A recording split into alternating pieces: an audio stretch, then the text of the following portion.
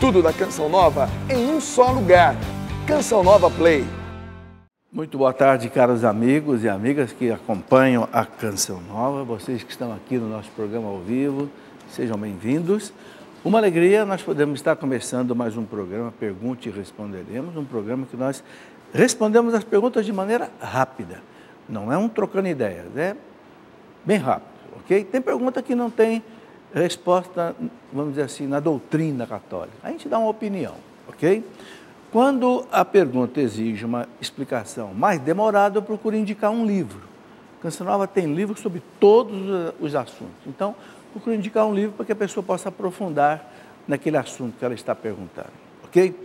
Vamos rezar pedindo à Virgem Maria que interceda por nós. Que o Senhor, pela sua intercessão, nos dê a sua graça e a sua bênção. Em nome do Pai, do Filho e do Espírito Santo. Amém. Ave Maria, cheia de graça, o Senhor é convosco. Bendita sois vós entre as mulheres, e bendito é o fruto do vosso ventre, Jesus. Santa Maria, Mãe de Deus, rogai por nós, pecadores, agora e na hora de nossa morte. Amém. Que tudo seja, em nome de Jesus, para a glória de Deus Pai. Glória ao Pai, ao Filho e ao Espírito Santo, como era no princípio, agora e sempre. Amém. São José, rogai por nós. Em nome do Pai, do Filho e do Espírito Santo. Amém.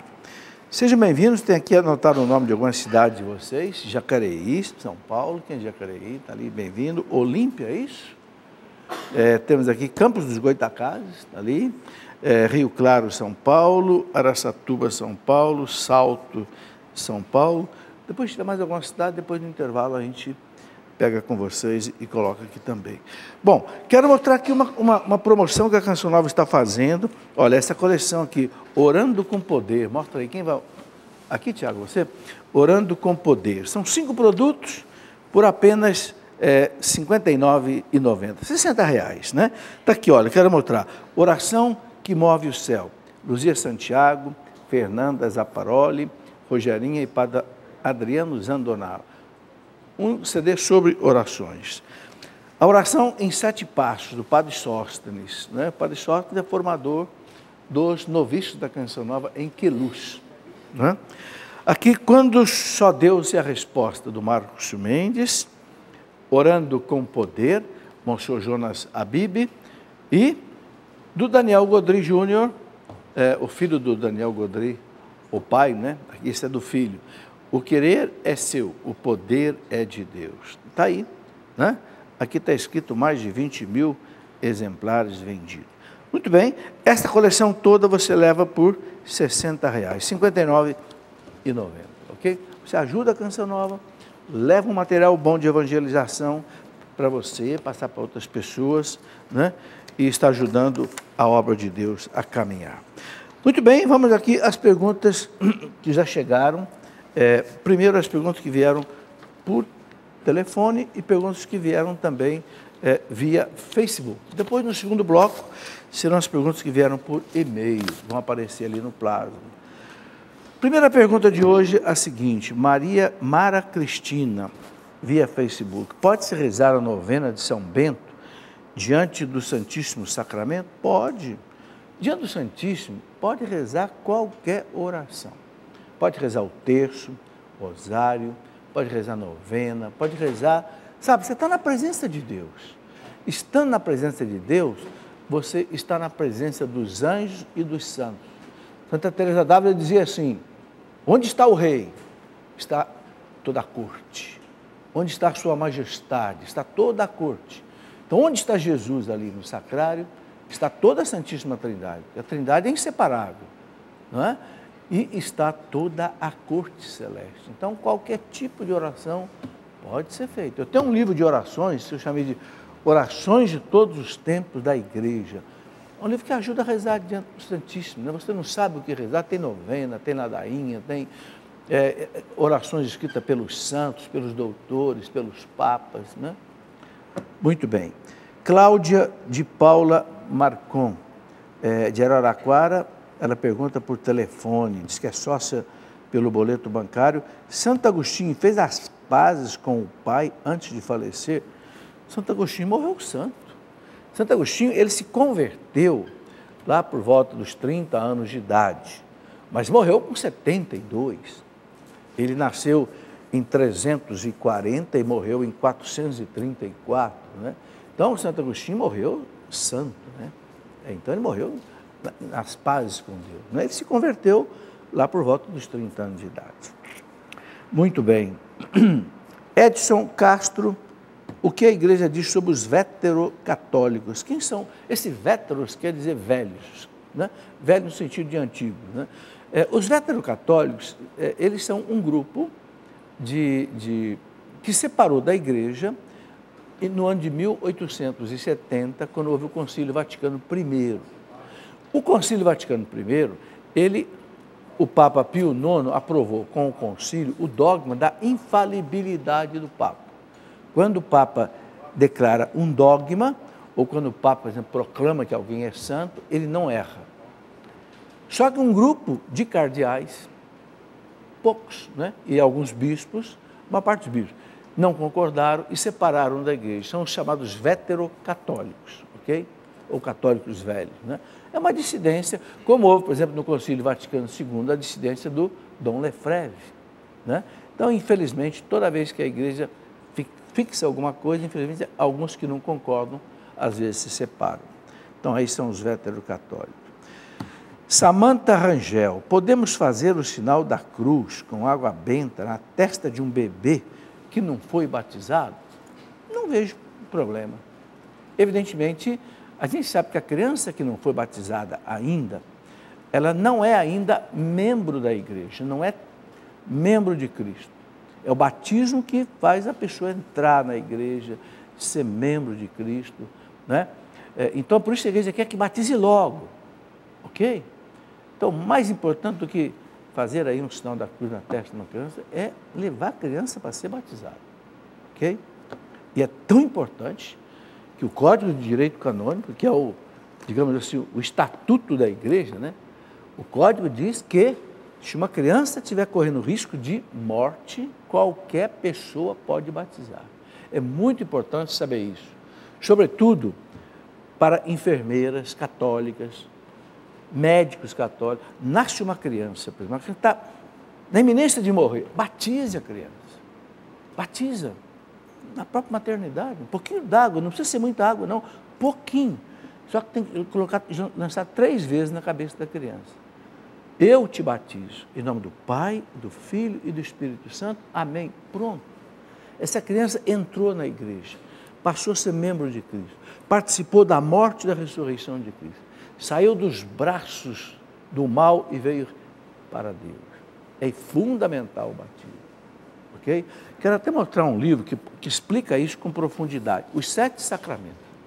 Esse livro que eu explico todos os 7 sacramentos, o que o Código fala de cada sacramento, o que o Catecismo fala de cada sacramento, o que as normas da igreja para ministrar cada sacramento, qual é o rito do batismo, qual é o rito, né, do sacramento da ordem, qual é o rito do sacramento do matrimônio.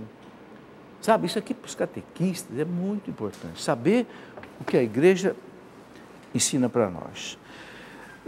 Aqui a pergunta da Adriana Maria, Salvador, na Bahia. Ela pergunta, diz que é sócia pelo débito automático. Muito obrigado, sabe? A melhor maneira de você ajudar a Canção Nova, se você tem conta bancária, é você ser sócia pelo débito automático. Você autoriza o banco a debitar na sua conta, no dia tal, um valor tal, e passar para a conta da Canção Nova. Você não esquece. Canção Nova não fica sem receber, ok? E olha, agrada muito a Deus. Por quê? Porque isso aí dá perseverança. Jesus fala, aquele que é perseverante no pouco, lhe será dado muito. Muito. Muito de Deus, é muito, né? Adriana, sou divorciada e não comungo há 20 anos. Sinto muita vontade. Se for mesmo sabendo que está errado, estou pecando, é ruim para mim. Ô Adriana, o fato de ser divorciada não impede a comunhão.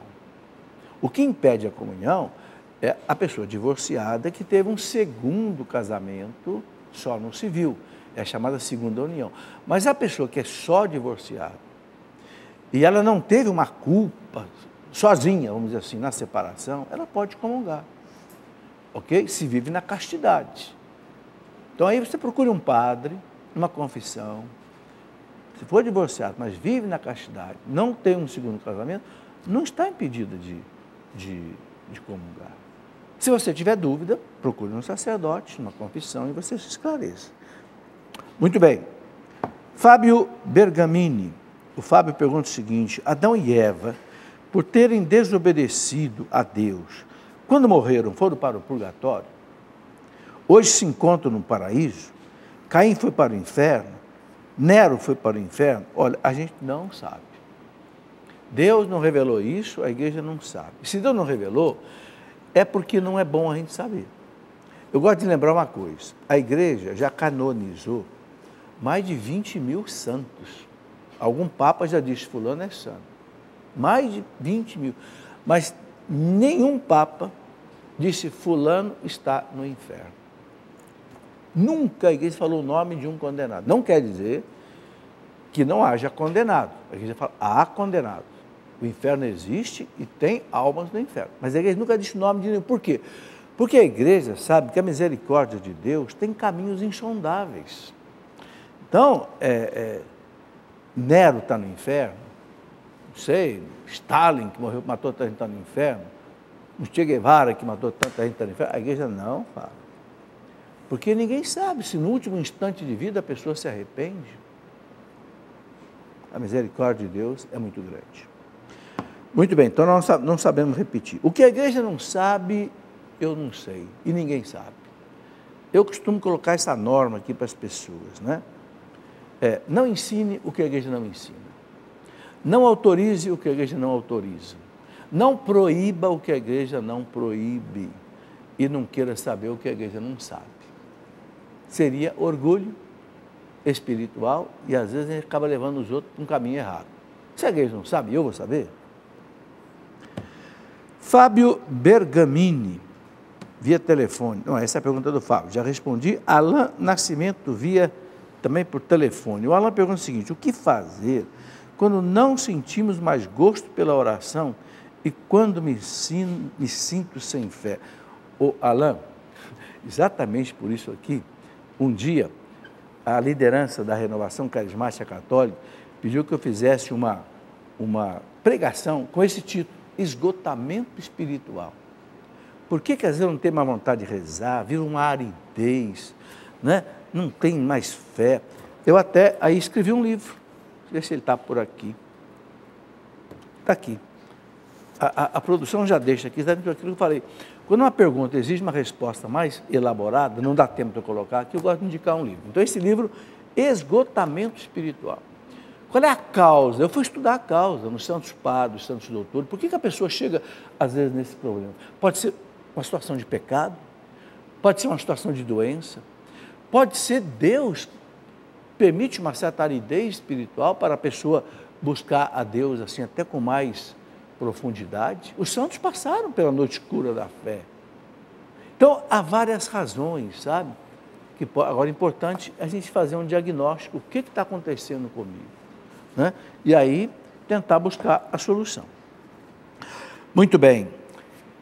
Uma pessoa que pediu para não ser identificada, a gente respeita. Ela é de, não vou dizer a cidade também não, sócia pelo boleto bancário, paga todo mês o seu boleto, nós agradecemos, porque algumas crianças nascem em pobreza extrema e outras em famílias ricas. Bom, a gente sabe que esses desequilíbrios que há na sociedade, todos os tipos de desequilíbrio, todo tipo de doença, isso vem, na raiz está no pecado. São Paulo fala, Romanos 6, 23, o salário do pecado é a morte, é o sofrimento.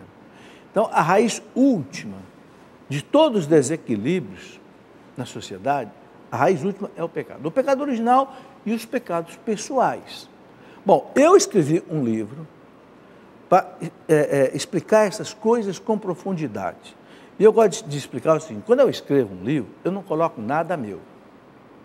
Eu vou buscar o que a igreja ensina, o que os papas ensinam, o que os santos ensinam, o que os documentos da igreja ensinam, Eu não tenho nada meu para ensinar para ninguém. Mas a igreja tem muita coisa. Então, esse livro aqui, Sofrendo na Fé. Sofrendo na Fé. Como entender o sofrimento? Como sofrer? O que fazer com o sofrimento? A gente sabe que Deus transformou o sofrimento em matéria-prima de salvação. Por que Jesus escolheu a cruz para salvar o mundo? Por que ele não escolheu outro caminho? Os doutores explicam. Porque precisava dar um sentido ao sofrimento. O sofrimento é como que um lixão que entrou na história da humanidade e que não foi criado por Deus. Então Cristo pegou o sofrimento e transformou o sofrimento em matéria-prima de salvação. Hoje eu posso pegar o meu sofrimento, você, unir a cruz de Cristo e ajudar a salvar o mundo. Por isso que São Paulo diz assim, né? Eu completo na minha carne o que falta, a paixão de Cristo no seu corpo, que é a igreja. Nós não somos membros do Cristo pelo batismo? A cabeça sofreu a paixão, o Cristo, os membros também sofrem.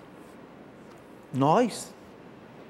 Quando eu sofro, mas eu ofereço meu sofrimento a Deus, eu estou completando a paixão de Cristo para salvar o mundo. É o sofrer na fé. Sofrer com resignação. Sofrer sem ódio. Sofrer sem revolta. É o único jeito de sofrer bem. E aí explica todo tipo de sofrimento. Muito bem, vamos aqui para a pergunta da Nancy Aparecida, de Pindamonhangaba. Diz que ela não é sócia da Canção Nova. O que significa princípio eterno? Nancy, princípio eterno é um princípio divino, algo que Deus revelou. Por exemplo, os 10 mandamentos, princípios eternos. Amar a Deus sobre todas as coisas. É uma lei eterna, um princípio eterno, uma sentença, né? Não usar o nome de Deus em vão, ok? Honrar pai e mãe, não pecar contra a castidade, são princípios eternos, não mudam. Quando aquele jovem perguntou para Jesus, mestre, o que eu preciso para ganhar a vida eterna? Mateus 19, né? Jesus disse, siga os mandamentos. Não matarás, não adulterarás, honrar pai e mãe, né? Princípio eterno. Ninguém vai revogar os 10 mandamentos. E outras coisas, é toda a lei de Deus. E todas as leis que a igreja nos ensina. São princípios eternos. Aquilo que não muda, os dogmas. Né? Eu escrevi um livro inteiro sobre os dogmas. Quais são os dogmas da fé? Né? Sobre a igreja, sobre os sacramentos, sobre a moral católica, sobre a Virgem Maria. Quais são os dogmas? Aquilo que não muda. O credo tem 12 dogmas. Né? Aquilo que não muda é um princípio eterno. Entendeu? Rafael Rossetti, via Facebook. Se um professor se diz ateu, acredita mesmo que ele se limitaria a discutir algo que, segundo ele, não existe? Bom, se ele se diz ateu, ele não vai querer discutir sobre Deus. Né? Eu quero mostrar um livro aqui, que não é meu não, mas é um livro muito bonito. Recomendo esse livro muito. Raízes históricas e filosóficas do ateísmo contemporâneo.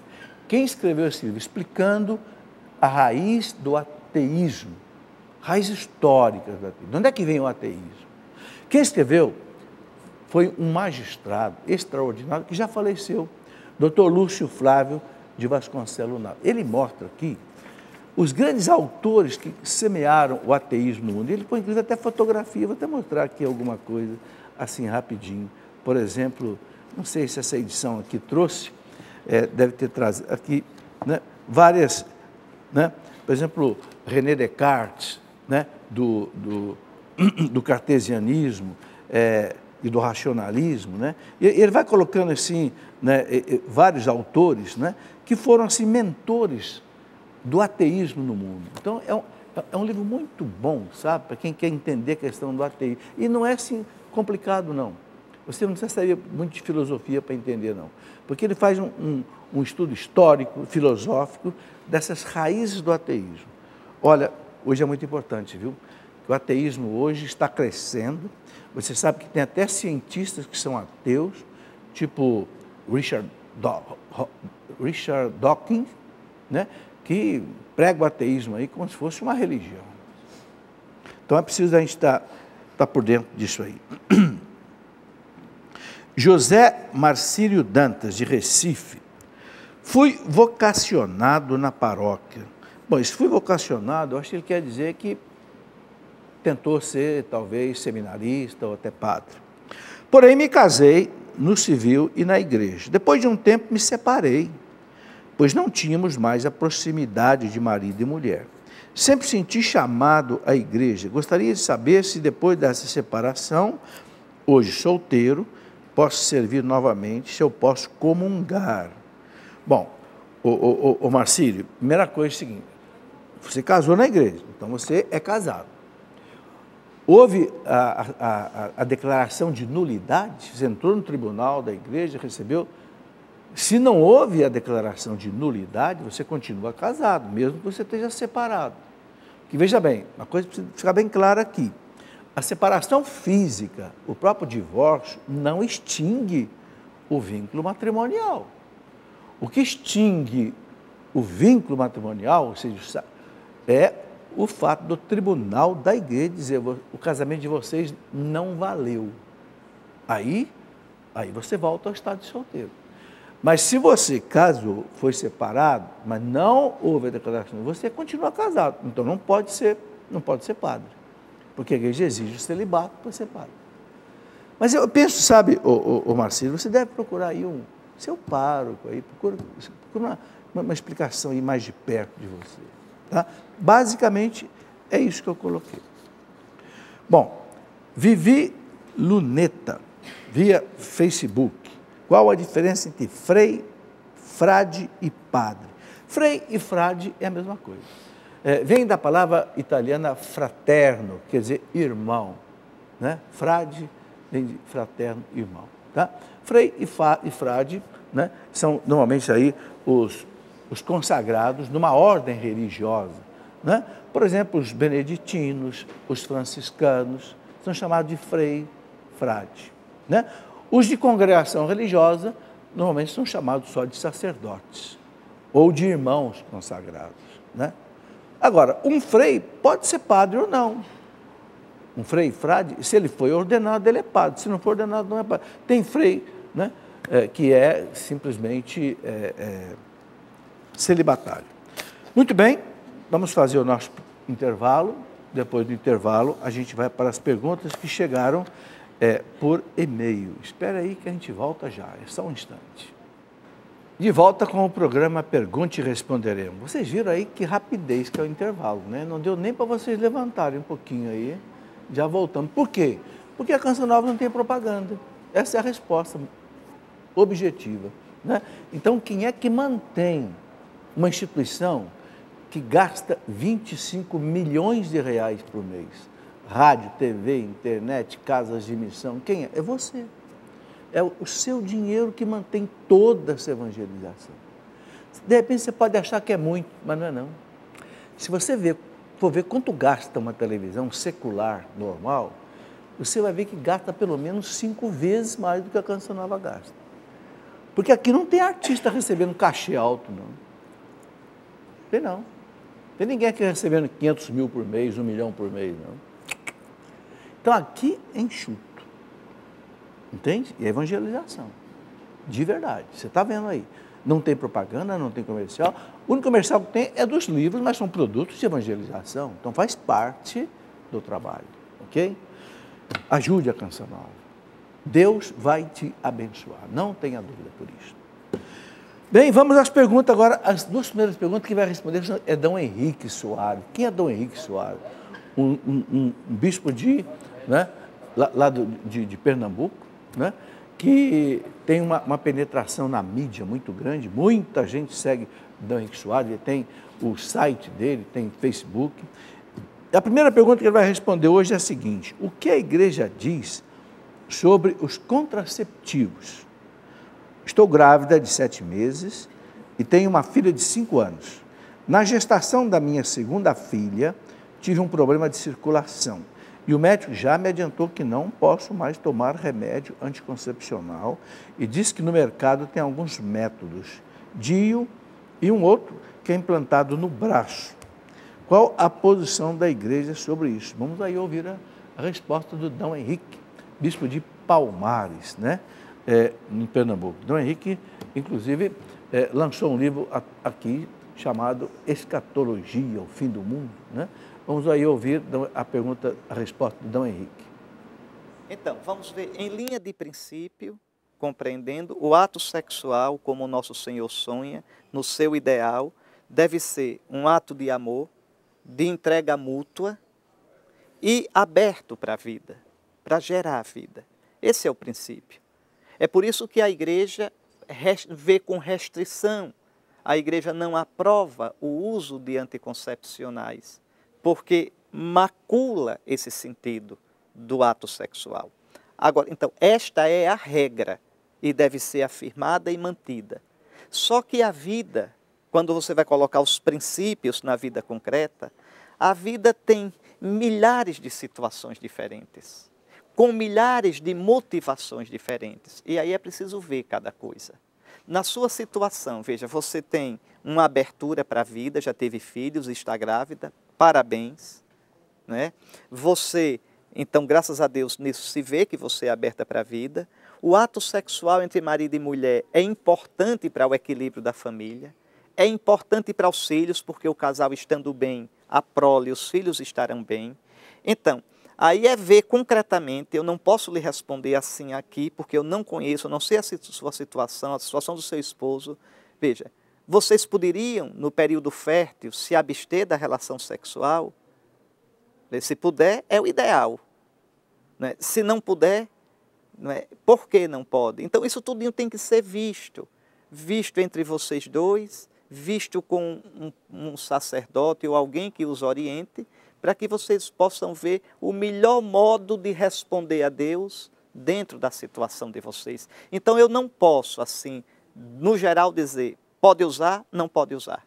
Eu explico a você o princípio e digo que você procure um sacerdote sábio, sensível e santo, prudente, que ajude vocês a discernir como melhor responder a Deus na situação de vocês. Aí, vocês viram a resposta de uma pergunta difícil, né? A questão do controle da natalidade, dos contraceptivos, é uma das questões que eu acho mais difícil na pastoral familiar, né? Então, é bom a gente ouvir aí um bispo falando disso, porque aí nos dá uma resposta mais, assim, clara. A segunda pergunta que o Dom Henrique vai responder é a seguinte: qual a posição da igreja diante da barriga de aluguel? A pergunta é da Tamira Elivan, né? E Dom Henrique vai responder para nós. Já está no ponto aí? Já? Pode soltar. Não, aí a barriga de aluguel a igreja não pode aceitar. Não pode aceitar, tá certo? E depois isso dá uma complicação danada. Porque quem passa 9 meses, veja, gerando uma pessoa, é mãe daquela pessoa. É muito complicado, isso deixa marcas profundas na mãe biológica. Não digo nem na mãe biológica, porque eu não sei mais nem quem é a mãe biológica. Em quem doou, veja, o embrião, deixa marcas em quem gerou, né, acolheu por 9 meses. Imagine a marca que fica na criança. Veja, mas eu queria um filho, adote um. Adote. Filho não é cachorrinho, tá certo? Que eu escolho, eu quero um poodle tão bonitinho, não é? Eu quero um pastor alemão. Não, filho, gente, é sagrada. Não se brinca com essas coisas, não façam isso. A vida é dom de Deus, a vida é mistério, a vida é surpresa, a vida é presente. Quer um filhinho? Ótimo que queira 2, 4, adote, não tenha medo, reze e adote. Mas não sei como é que vai ser esse menino. E você sabe se fosse um filho biológico? Gente é surpresa, gente não é jogo de carta marcada, gente não é programada de antemão, tá certo? Leia, reze o Salmo 138 e você vai entender o quanto gente é sagrada.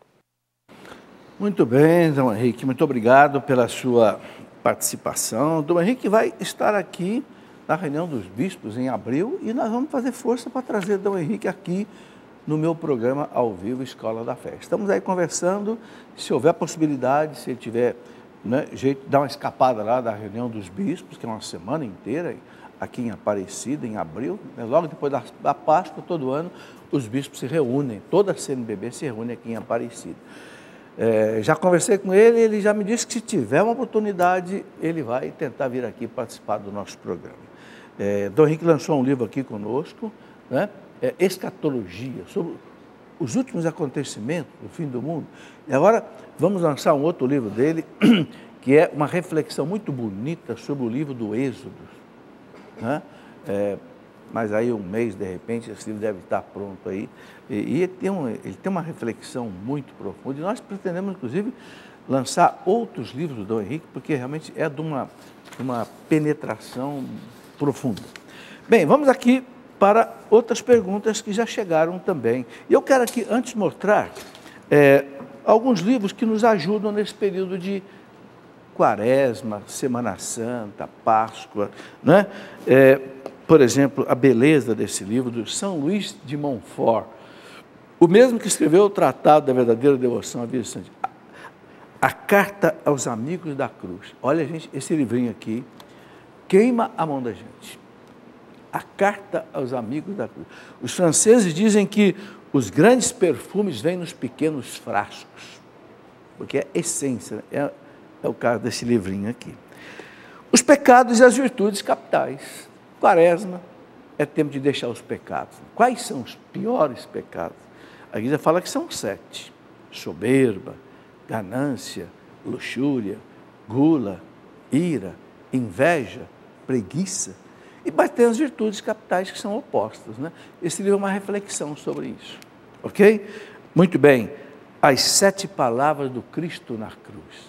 Na Sexta-feira Santa, né, existe aquela homilia, não é na missa, é normalmente na procissão do Senhor morto, né?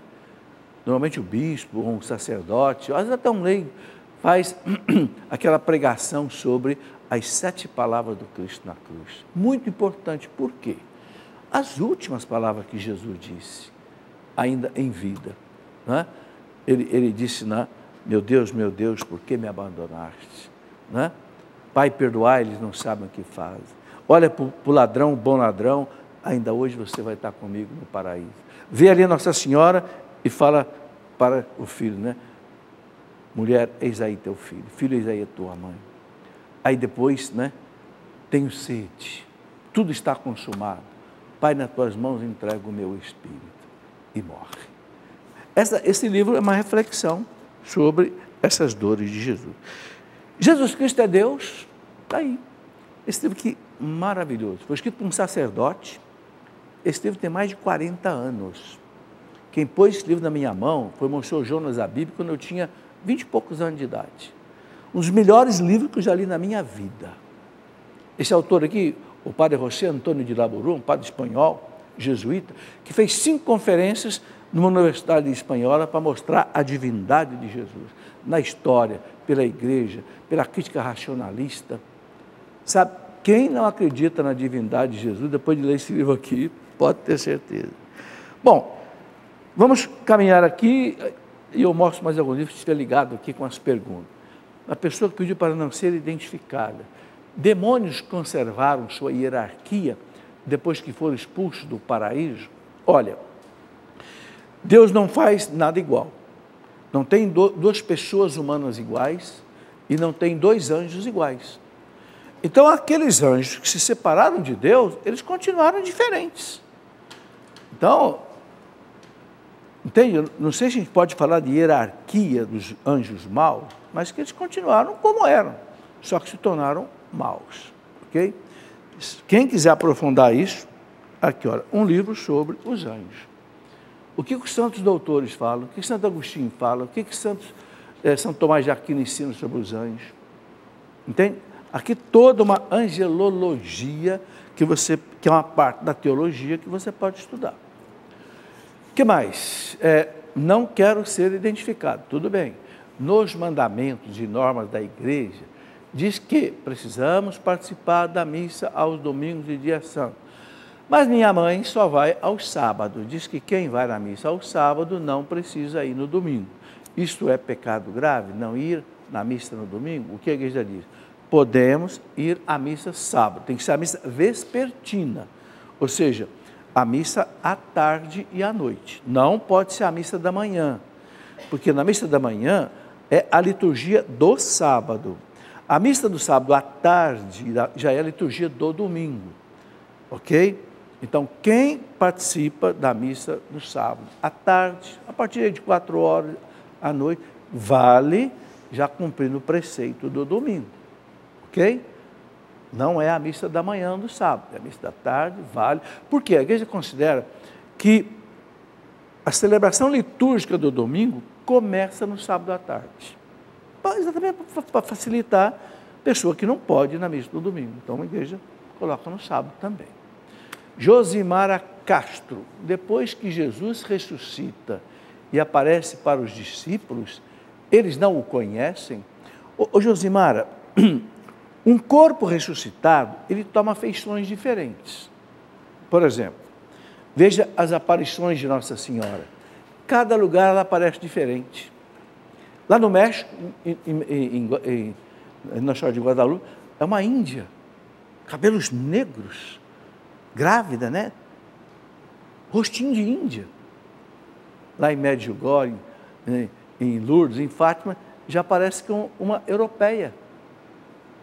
Ou seja, o corpo ressuscitado, nós não sabemos como é que ele é. Ele pode tomar feições diferentes. Por isso que Jesus não foi reconhecido pelos discípulos de Emaús. Ora, discípulos, quer dizer, já seguiam Jesus. Por que os discípulos de Emaús não o reconheceram? Certamente Jesus colocou uma aparência diferente. Madalena, quando viu Jesus ressuscitado, não reconheceu. Depois, ela reconheceu. Isso mostra que o corpo ressuscitado, ele não é mais um corpo como esse corpo que nós temos aqui na Terra, né? Assim, de uma feição definida e fixa. É difícil de explicar. Leonardo Sanches, São Bernardo do Campo, São Paulo, sei que todas as missas são de cura e libertação, mas alguns padres celebram missas específicas de cura e libertação. Elas são válidas? São válidas. Deixa eu explicar uma coisa muito importante.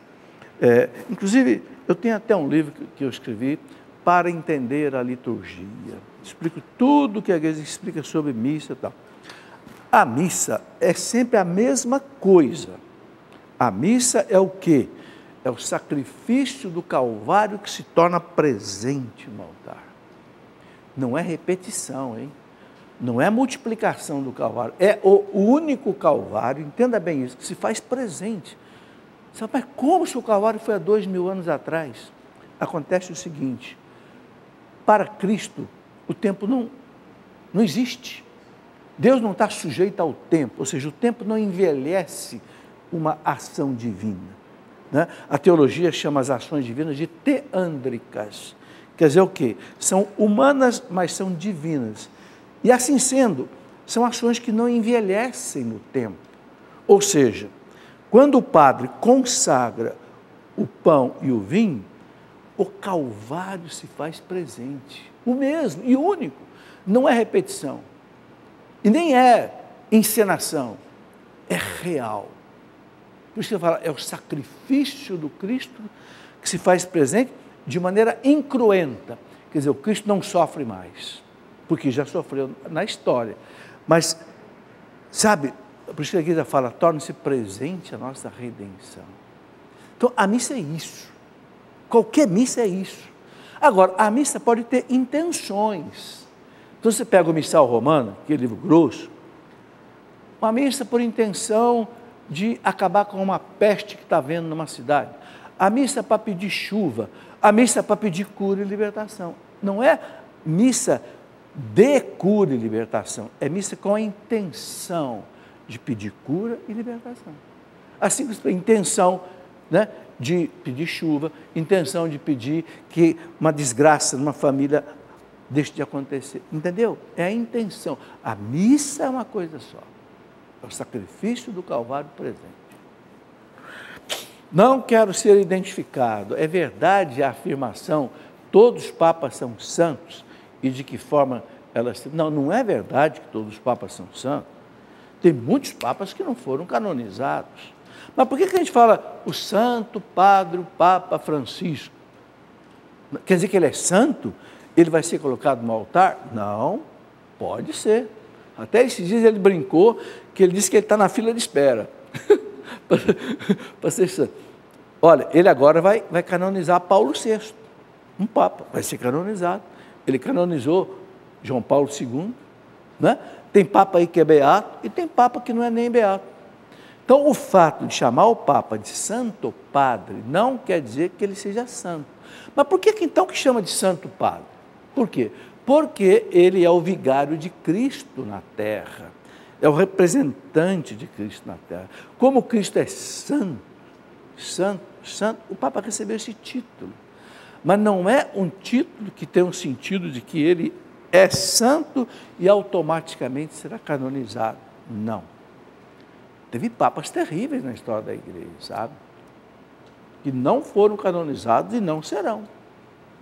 Ok? Muito bem. José Raimundo. Martinho Lutero, da Reforma Protestante, suicidou-se ou foi outro motivo que morreu? O Raimundo não suicidou. O Daniel Hopes, que é o maior historiador da igreja, escreveu a história da igreja em 10 volumes, maravilhoso, Daniel Hopes, é a coleção publicada pela editora Quadrante. Daniel Hopes diz que Lutero morreu, morte natural, morreu inclusive escrevendo na parede do quarto do lado dele, uma frase que eu não me lembro agora, em latim, né, e teve morte natural. Não, e não se reconciliou com a igreja não, viu? Muita gente perguntou, ele voltou para a igreja? Não, morreu brigado com o Papa, brigado com a igreja, não se reconciliou. Não quer também ser identificado. Se o sangue do Senhor Jesus nos purifica de todo o pecado, 1 João, para que então o purgatório? Boa pergunta. Purgatório não é para perdoar pecado no sentido da confissão. Veja, aqui nós temos que explicar. Eu vou mostrar de novo mais um livro, porque esse assunto também tem que ser bem entendido. O purgatório, o que a igreja ensina. Quem quiser entender o que os santos falaram, os doutores falaram, está bem escrito aqui, o que a igreja ensina. Não é o que eu ensino, não, o que a igreja ensina. A igreja ensina, parágrafo 1030 do Catecismo da Igreja Católica, parágrafo 1030, explica o seguinte: o pecado, ele gera duas coisas, dois efeitos, a culpa e a pena. A confissão perdoa a culpa, fica a pena. O que é a pena? A pena é o estrago que o pecado deixou. Quando eu cometo um pecado, por exemplo, vamos supor, Deus me livre, um adultério. Bom, eu não posso mais adulterar, que não tenho mais esposa, né? Mas alguém que adultera, ele vai, se confessa, está perdoado, está perdoado. Mas ele diminuiu a santidade dele, está certo? Aí ficou uma pena, ou seja, um estrago que tem que ser reparado. Então, o que o purgatório faz? O purgatório refaz, restaura a santidade que o pecado diminuiu em mim. Eu estou perdoado, eu estou na amizade de Deus, mas eu não estou santo. Então, o que o catecismo fala? Né? O catecismo, parágrafo 1030, ele diz assim, que exatamente isso, as penas, né, temporais, são chamadas penas temporais, é essa perda da santidade que o pecado gera em mim.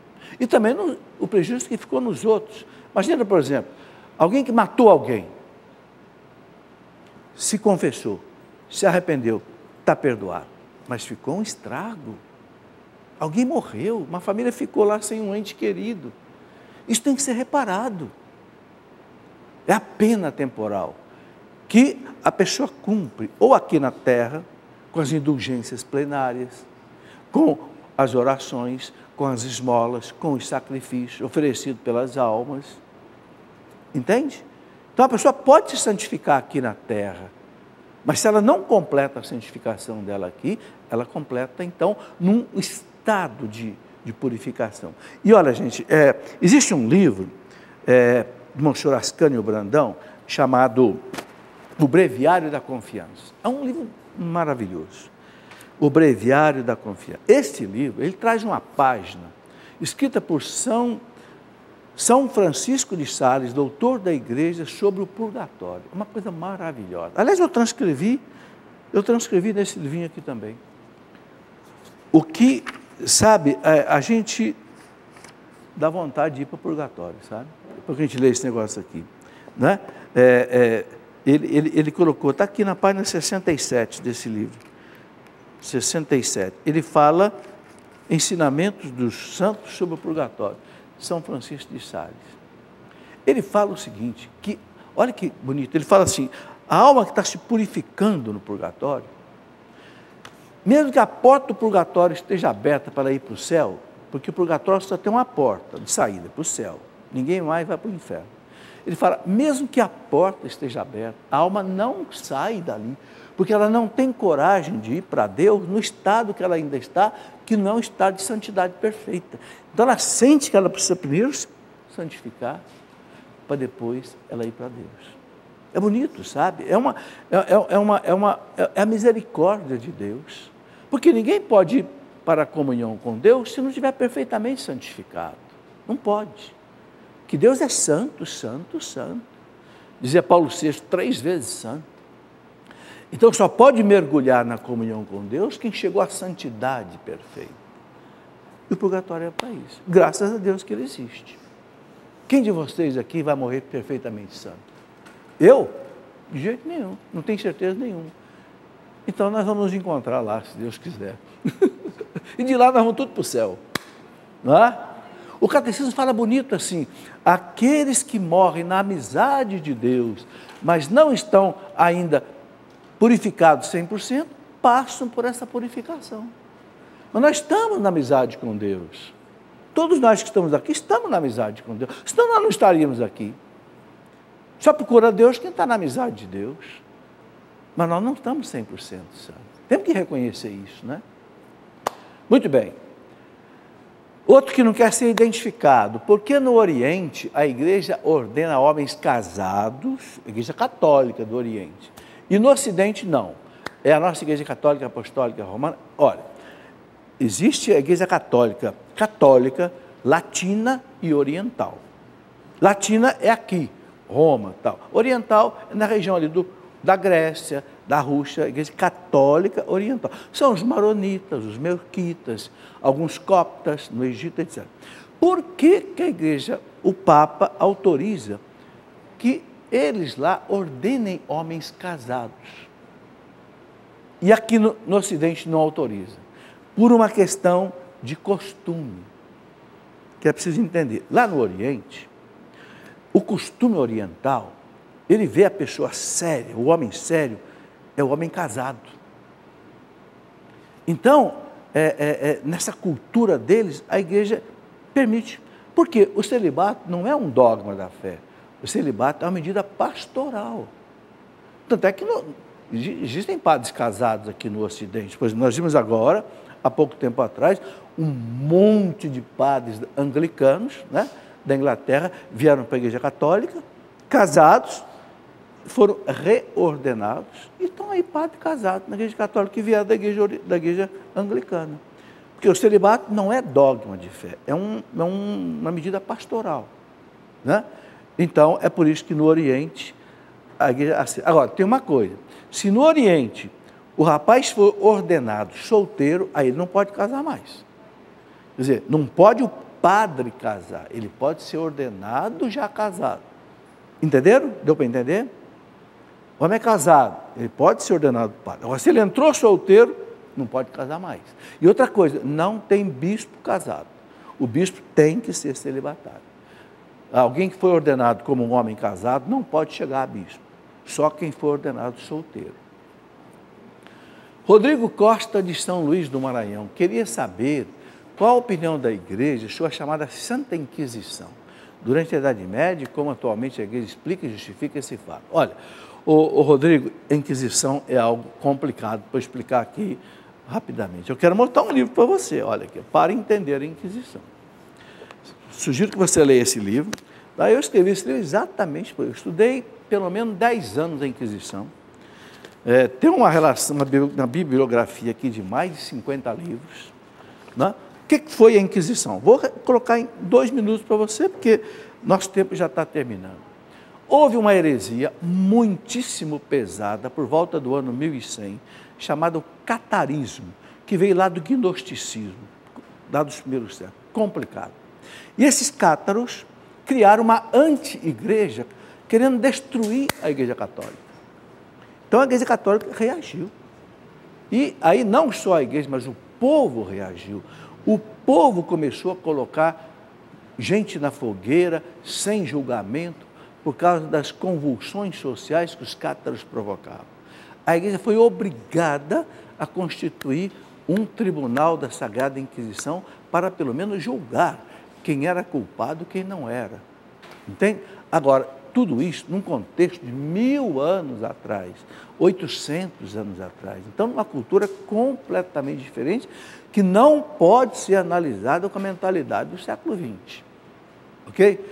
É um assunto dos mais complicados da história da igreja. Por isso eu peço que você, se puder, leia um livro como este, para você entender, para entender o que é a Inquisição. Olha, eu tive que sofrer muito para entender isso daqui. Tive que estudar muito, ler muito o livro para poder realmente entender o assunto. Terminou? Terminou o nosso tempo por hoje. Agradeço a vocês que vieram participar, ok? Amanhã não teremos a Escola da Fé, porque vai haver um programa especial, né? E na outra quinta-feira também não haverá a Escola da Fé, porque já é quinta-feira de lava-pés, né? Da missa de lava-pés, mas vamos continuar depois. Às quarta-feiras haverá o programa Pergunte e Responderemos, certo? Muito obrigado, fiquem com Deus, até o nosso próximo encontro, se Deus quiser.